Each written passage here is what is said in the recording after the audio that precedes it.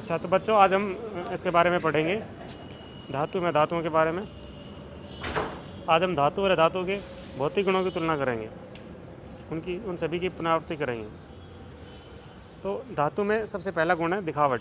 धातु चमकीली होती है, चमकदार होती है, जबकि यह धातु चमकदार नहीं होती है, निष्प्रभ होती है, मलिन होती है। आयोडीन लेकिन इसका एक एक्सेप्शन है, ये चमकदार होती है। दूसरा गुण है अवस्था। सभी धातुएं सामान्य तौर पर ठोस होती हैं, परंतु मरकरी इसका एक्सेप्शन है। इसीलिए मरकरी सामान्य तापमान पर तरल अवस्था में पाई जाती है, और इसीलिए इसका उपयोग थर्मोमीटर, तापमान को नापने में किया जाता है। और धातुएँ सामान्यतः ठोस, द्रव्य और गैस तीनों अवस्थाओं में पाई जाती हैं।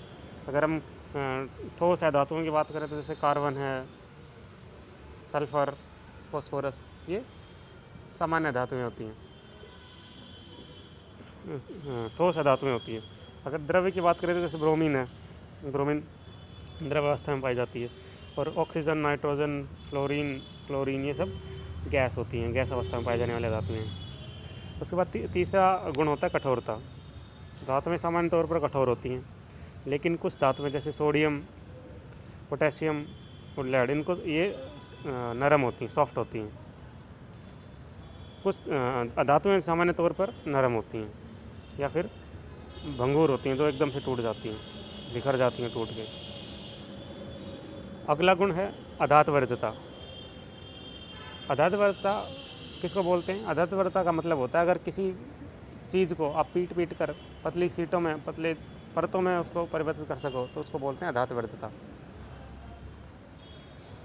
तो धातुओं में अधात्वर्तता का गुण पाया जाता है, उनको हम पीट कर पतली चादरों में बदल सकते हैं, जबकि अधातुओं में ये गुण नहीं मिलता है।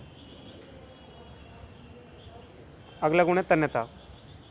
धातुओं को खींचकर तारों में परिवर्तित किया जा सकता है। इस गुण को बोलते हैं तन्यता। तो धातुओं में तन्यता पाई जाती है, लेकिन अधातुओं में तन्यता नामक गुण नहीं होता है। धातुएं सामान्य तौर पर ऊष्मा और विद्युत की अच्छी चालक होती हैं, जबकि अधातुएं ऊष्मा और विद्युत की कुचालक होती हैं, अच्छी चालक नहीं होती। अगला गुण है ध्वनिक। जो धातुएं होती हैं वो ध्वनिक होती हैं। अगर उनको किसी चीज़ से उनको टकराया जाए किसी चीज़ को, तो ध्वनि उत्पन्न करती हैं, जबकि अधातुएं इस तरह की ध्वनि उत्पन्न नहीं करती हैं। इसीलिए जो मंदिरों में घंटियाँ होती हैं या स्कूल में जो बैल होती है, बजाने वाली घंटी होती है, वो सब किसकी बनी होती है? धातुओं की बनी होती हैं। धातुओं के उदाहरण हैं जैसे सोना, लोहा, copper, aluminium, magnesium, silver, sodium, calcium इत्यादि। और अधातुओं के उदाहरण हैं जैसे carbon, oxygen, nitrogen, chlorine, sulphur, iodine इत्यादि।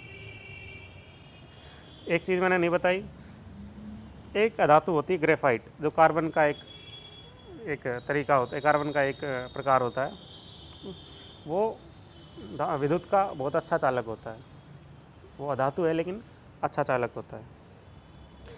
तो इस टेबल के बेस पे आपको एक क्वेश्चन करने हैं। पहला प्रश्न है, दो धातुओं के नाम लिखे जिन्हें चाकू से काटा जा सकता है। तो ये दो धातुएं जो नरम होती हैं धातुएं, उनका ये एग्जाम्पल है, वो इसके एग्जाम्पल हैं। दूसरा क्वेश्चन है, मंदिरों में घंटियाँ धातु क्यों बनाई जाती हैं? तो ये इसका भी जवाब आपको यहाँ मिल जाएगा, क्योंकि धातुएं ध्वनिक होती हैं। उसके बाद अगला क्वेश्चन है, अपने आसपास उपस्थित किन्हीं चार धातुओं और धातुओं के नाम लिखिए। ये आप अपने आप करोगे।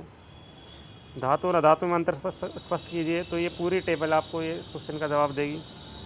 अगला क्वेश्चन है, एक ऐसी धातु का नाम बताइए जो कमरे के ताप पर द्रव अवस्था में होती है। इसका जो जवाब है वो भी यहीं पे है।